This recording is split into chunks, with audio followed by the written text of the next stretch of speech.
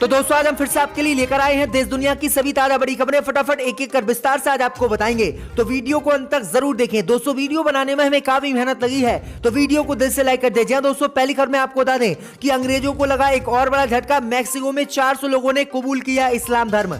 वहीं आपको बताएंगे दोस्तों की महंगाई हटाओ रैली में बोले राहुल गांधी, मैं हिंदू हूं लेकिन हिंदुत्ववादी नहीं, भाजपाई हैं हिंदुत्ववादी। वहीं आपको बताएंगे दोस्तों की आजम खान की रिहाई के लिए दलित महिला ने राष्ट्रपति को लिखा अपने खून से पत्र, मांगी इच्छा मृत्यु। वहीं आपको बताएंगे दोस्तों की मोदी सरकार के फैसले के खिलाफ सुप्रीम कोर्ट पहुंची पंजाब की कांग्रेस सरकार, भाजपा के खिलाफ दर्ज कराया कोर्ट में केस। वहीं आपको बताएंगे दोस्तों की असुद्दीन ओवैसी ने धर्मनिरपेक्षता को लेकर कांग्रेस सहित अन्य पार्टियों पर बोला हमला, कहा धर्मनिरपेक्षता से मुसलमानों को नहीं मिला कुछ, बाबरी को गिराने वालों को भी नहीं हुई सजा। वहीं आपको बताएंगे दोस्तों की राकेश टिकैत को लंदन में मिला 21वीं सेंचुरी आइकॉन अवार्ड, किसान आंदोलन का माना था राकेश टिकैत को प्रतीक। तो सभी खबरों को आपको एक एक कर बताने वाले हैं। दोस्तों वीडियो को लाइक कर चैनल को सब्सक्राइब कर दें और हमें कमेंट में बताएं कि आपके जिले किस राज्य से हमारी खबरों को देख रहे हैं।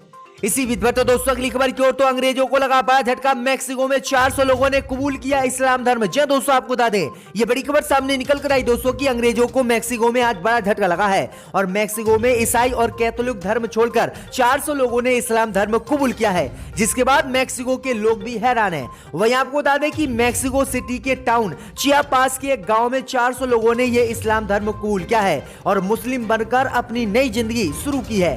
वहीं आपको बता दें कि मैक्सिको में 15 सालों में सबसे ज्यादा इस्लाम धर्म कबूल लोग कर रहे हैं और 15 सालों में सबसे ज्यादा इस्लाम मैक्सिको में फैला है। वहीं आपको बता दें कि अब तक मैक्सिको में 5270 लोगों ने इस्लाम धर्म कबूल किया है और 400 लोगों ने अब फिर से धर्म कबूल किया है, जिसके बाद पूरे मैक्सिको में तहलका मचा हुआ है। तो ये बड़ी अपडेट आई दोस्तों कि इस्लाम धर्म को लगातार मैक्सिको के लोग कबूल कर रहे हैं और अब पूरे गांव ने ही इस्लाम धर्म को कबूल कर लिया है। तो अंग्रेजों को ये बड़ा झटका लगा है। इसी बीच तो दोस्तों अगली खबर की ओर, तो महंगाई हटाओ रैली में बोले राहुल गांधी, मैं हिंदू हूं लेकिन हिंदुत्ववादी नहीं। जय दोस्तों आपको बता दें कि देश में बढ़ती महंगाई को लेकर कांग्रेस ने रविवार को जयपुर में केंद्र की मोदी सरकार को घेरते हुए महंगाई हटाओ रैली का आयोजन किया। इस रैली में राहुल गांधी ने मोदी सरकार पर जमकर हमला बोला। राहुल गांधी ने कहा कि देश में दो शब्दों की टक्कर है, एक शब्द हिंदू है और एक हिंदुत्व। हिंदू और हिंदुत्ववादी शब्द एक नहीं है, ये दो अलग अलग शब्द हैं और इनका मतलब भी अलग अलग है। राहुल गांधी ने कहा कि मैं हिंदू हूं लेकिन हिंदुत्ववादी नहीं। महात्मा गांधी हिंदू थे और गॉडसे हिंदुत्ववादी था। चाहे कुछ भी हो जाए हिंदू सत्य को ढूंढता है। आगे राहुल गांधी ने मोदी सरकार पर निशाना साधते हुए कहा कि यह देश हिंदुओं का देश है, हिंदुत्ववादियों का नहीं। और आज इस देश में महंगाई, दर्द, दुख, ये काम हिंदुत्ववादियों ने किया है। हिंदुत्ववादियों को किसी भी हालत में सत्ता चाहिए और वे 2014 से सत्ता में हैं। हमें इन हिंदुत्ववादियों को सत्ता से बाहर करने और हिंदुओं को वापस लाने की जरूरत है। तो राहुल गांधी ने मोदी सरकार को हिंदुत्ववादी सरकार बताया है। राहुल गांधी हिंदुत्व को मुस्लिम विरोधी बताते हैं। तो ये बड़ी अपडेट आई दोस्तों, राहुल गांधी ने बड़ा हमला मोदी सरकार पर बोला है। इसी बीच तो दोस्तों अगली खबर की ओर, तो आजम खान की रिहाई के लिए महिला ने राष्ट्रपति को खून से लिखा पत्र, मांगी इच्छा मृत्यु। जी दोस्तों आपको बता दें कि उत्तर प्रदेश के रामपुर में सपा के कद्दावर नेता व रामपुर से सांसद आजम खान की रिहाई के लिए दलित महिला ने राष्ट्रपति को खून से पत्र लिखा है। इसी के साथ मांग पूरी न होने पर इच्छा मृत्यु की मांग की है। महिला नेहा राज ने कहा कि वह दलित समाज से है। उन्होंने 25 मई 2021 को भी देश के राष्ट्रपति को अपने खून से पत्र लिखकर आजम खान की रिहाई की मांग की थी और अब उन्होंने दोबारा से इसी मांग को दोहराते हुए फिर से अपने खून से राष्ट्रपति जी को पत्र लिखा है और आजम खान को जेल से रिहा करने की मांग की है। भाई आपको बता दें कि रामपुर की इस दलित महिला नेहा राज ने राष्ट्रपति को लेटर भेजकर आजम खान के साथ इंसाफ करने की मांग की है और कहा कि ऐसा ना होने पर उसे इच्छा मृत्यु की अनुमति दी जाए। आजम खान पर जो कार्रवाई हो रही है उसको वे बदले की भावना से बताती हैं। नेहा राज ने आजम को अपना भगवान बताया है। नेहा राज ने राष्ट्रपति को अपने खून से पत्र लिखकर आजम को रिहा करने की मांग की है। तो ये बड़ी अपडेट आई दोस्तों कि दलितों ने एक बार फिर से आजम खान का समर्थन कर दिया है। इसी बीच तो दोस्तों अगली खबर की ओर, तो बाबरी मस्जिद शहीद होने पर बोले असुद्दीन ओवैसी, भारत के मुसलमानों से पूछता हूं धर्मनिरपेक्षता से आपको क्या मिला। जी दोस्तों आपको बता दें कि एआईएमएम के प्रमुख और लोकसभा सांसद असुद्दीन ओवैसी ने भारत के मुसलमानों को राजनीतिक धर्मनिरपेक्षता में ना फंसने की सलाह दी है। असुद्दीन ओवैसी ने शनिवार को तिरंगा यात्रा के दौरान मुंबई में रैली को संबोधित किया। इस दौरान असदुद्दीन ओवैसी ने कहा कि मैं भारत के मुसलमानों से पूछना चाहता हूं कि हमें धर्मनिरपेक्षता से क्या मिला? क्या हमें धर्मनिरपेक्षता से आरक्षण मिला? क्या मस्जिद गिराने वाले आरोपियों को सजा मिली? नहीं, किसी को कुछ नहीं मिला। असदुद्दीन ओवैसी ने कहा कि मैं संवैधानिक धर्मनिरपेक्षता में विश्वास करता हूं, राजनीतिक धर्मनिरपेक्षता में विश्वास नहीं करता हूं। असदुद्दीन ओवैसी ने कहा है कि जिस तरह से बाबरी मस्जिद को ढहा दिया गया, बाबरी मस्जिद को तोड़ने वाले लोगों को सजा तक नहीं हुई और उन्हें बाइज्जत बरी कर दिया गया, इसलिए भारत के मुसलमानों को राजनीति में धर्मनिरपेक्षता से कोई भी फायदा नहीं हुआ है और मुसलमानों को अब सोचना चाहिए कि उन्हें किसका साथ देना चाहिए। तो ये बड़ी बात असदुद्दीन ओवैसी ने महाराष्ट्र में की है। इसी बीच पर तो दोस्तों अगली खबर की ओर तो मोदी सरकार के खिलाफ सुप्रीम कोर्ट पहुंची पंजाब की कांग्रेस सरकार। मोदी की बड़ी मुश्किलें। जी दोस्तों, आपको बता दें कि पंजाब, पश्चिम बंगाल और असम में बीएसएफ का अधिकार क्षेत्र अंतरराष्ट्रीय सीमा से 50 किलोमीटर तक दूर बढ़ाए जाने के खिलाफ पंजाब सरकार अब मोदी सरकार के इस फैसले के खिलाफ सुप्रीम कोर्ट पहुंच गई है और सुप्रीम कोर्ट में मोदी सरकार के खिलाफ शुक्रवार को मुकदमा भी कांग्रेस सरकार ने दायर कर दिया है। वहीं आपको बता दें कि कांग्रेस सरकार पंजाब की लगातार मोदी सरकार के इस फैसले का विरोध कर रही है और कह रही है कि मोदी सरकार ने जो बीएसएफ का अधिकार क्षेत्र 15 किलोमीटर से 50 किलोमीटर किया है, इस फैसले को मोदी सरकार वापस ले क्योंकि ये हमारे क्षेत्र में बिल्कुल अवैध है। वहीं आपको बता दें कि पंजाब की कांग्रेस सरकार ने कहा है कि अगर मोदी सरकार इस फैसले को वापस नहीं लेती है तो हम विधानसभा में इसके खिलाफ प्रस्ताव लेकर आएंगे और किसी भी कीमत पर मोदी सरकार के इस फैसले को पंजाब में लागू नहीं होने देंगे। तो ये बड़ी अपडेट आई दोस्तों कि मोदी सरकार के खिलाफ सुप्रीम कोर्ट पंजाब सरकार पहुंच गई है। इसी बीच पर दोस्तों अगली खबर की ओर तो राकेश टिकैत को लंदन में 21वीं सेंचुरी आइकॉन अवार्ड से नवाज गया। मोदी सरकार को झटका।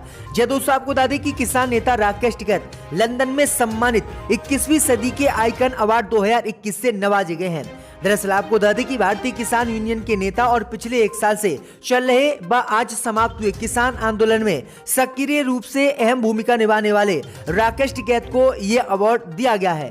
वहीं आपको बता दें कि राकेश टिकैत पिछले 1 साल से मोदी सरकार के खिलाफ किसान आंदोलन की अगुवाई कर रहे थे और देश के सबसे प्रभावशाली लोगों में से एक नेता बने। इसके बाद ही लंदन की सरकार ने राकेश टिकैत को यह अवार्ड दिया है, जबकि राकेश टिकैत को गोदी मीडिया सहित भाजपाइयों ने देशद्रोही खालिस्तानी तक बताया था, लेकिन लंदन ने आज किस तरह से राकेश टिकैत को सम्मान दिया है, ये गोदी मीडिया सहित मोदी सरकार को भी समझना चाहिए। इसी बीच पर तो दोस्तों अगली खबर की ओर तो कांग्रेस ने देशद्रोह कानून रद्द करने की मोदी सरकार से की मांग। जी दोस्तों, आपको बता दें कि देशद्रोह कानून रद्द नहीं करने के प्रस्ताव को लेकर कांग्रेस ने केंद्र की मोदी सरकार पर तीखा वार किया है। कांग्रेस के वरिष्ठ नेता पी चिदंबरम ने कानून मंत्री किरण रिजिजू के बयान पर तंज कसा है। वहीं आपको बता दें कि चिदंबरम के मुताबिक मोदी सरकार में देशद्रोह कानून का गलत इस्तेमाल मुसलमानों पर किया जा रहा है। इसमें बेगुनाह लोगों को फंसाकर सजा दी जा रही है। शुक्रवार को असम के एक सांसद के सवाल पर कानून मंत्री किरण रिजिजू का कहना था कि गृह मंत्रालय से राजद्रोह कानून खत्म करने का कोई भी प्रस्ताव विचाराधीन नहीं है, जबकि सुप्रीम कोर्ट ने भी मोदी सरकार से देशद्रोह कानून रद्द करने की वकालत की थी।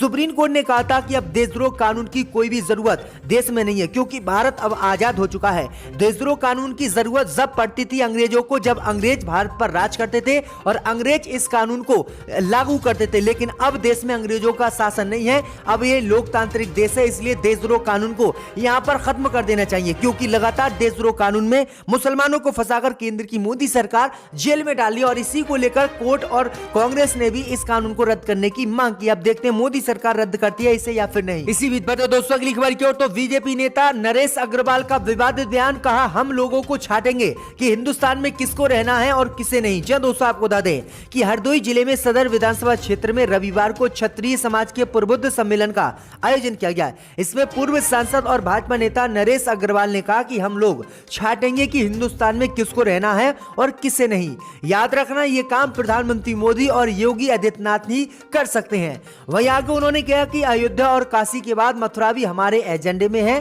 पिनाही चुगी के निकट दयानंद एग्लो वैदिक कॉलेज में आयोजित सम्मेलन में पूर्व सांसद ने आगे कहा कि अंग्रेजों ने गोरखा राजपूत जाट रेजिमेंट बनाई, मुसलमान रेजिमेंट क्यों नहीं बनाई? उस समय तो हिंदुस्तान, पाकिस्तान और बांग्लादेश एक थे। इस बार कभी विचार क्या है? उन्होंने कहा कि अब हम देश में ये तय करेंगे कि किसको यहाँ पर रहना है, किसको यहाँ पर नहीं रहना है। तो किस तरह से विवादित बयान बीजेपी नेता नरेश अग्रवाल ने यूपी में विधानसभा चुनाव से पहले ही आते ही दे दिया। इसी बीच पर तो दोस्तों अगली खबर की ओर तो जम्मू कश्मीर में महबूबा मुफ्ती को नहीं मिली रैली करने की इजाजत पुलिस ने दिया कार बम धमाके का हवाला। जी हां दोस्तों, आपको बता दें कि जम्मू कश्मीर प्रशासन ने आज श्रीनगर में जम्मू कश्मीर पीडीपी को युवा सम्मेलन आयोजित करने की अनुमति नहीं दी। पार्टी कार्यकर्ताओं ने इस फैसले का विरोध किया और प्रशासन पर पक्षपातपूर्ण दृष्टिकोण और राजनीतिक गतिविधियों पर चयनात्मक प्रतिबंध लगाने का आरोप लगाया। पुलिस ने कहा कि कोविड प्रोटोकॉल के अलावा सम्मेलन को इसलिए अनुमति नहीं दी गई है क्योंकि उनके पास नागरिकों और हाई प्रोफाइल प्रतिष्ठानों को निशाना बनाकर संभावित कार बम हमले के बारे में खुफिया जानकारी मिली है। दरअसल आपको बता दें कि महबूबा मुफ्ती गुपकर रोड स्थित अपने आवास पर युवा सम्मेलन बुलाया था। पूर्व मुख्यमंत्री ने अपने आवास पर लान में सैकड़ों खाली कुर्सियों को दिखाया और कहा कि कैसे सरकार ने कोविड प्रोटोकॉल के नाम पर सम्मेलन को होने से रोक दिया।